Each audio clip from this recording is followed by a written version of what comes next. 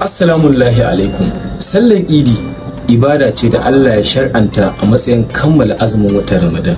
Ba ana yin sallar Idi bane don tunawa da wata ranar haihuwa ko wata nasara da aka samu. Ita ibada ce ta nuna godiya ga Allah subhanahu wa ta'ala. Mutumin da ya azumci watan Ramadan an so ya cika ibadarsa da yin sallar Idi. Ga wasu abubuwa kaɗan da ake so mutum ya yi a ranar sallar Idi. Samun sallar asubar ranar Idi a cikin jam'i. Wankan zuwa Idi, ba da zakar da kai ga mabukata.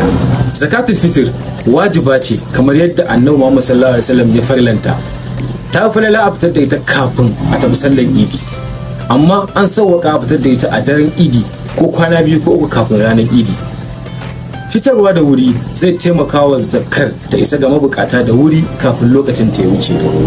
Fiyayyen halitta annabin tsira Annabi Muhammad sallallahu alaihi wasallam ya ce, wanda ya fitar kafin sallar Idi to ya samu zakar da kai, wanda kuma ya fitar bayan sallar Idi to tana a matsayin sadaka ne daga cikin ayyukan sadaka, amma bai samu zakar da kai ba.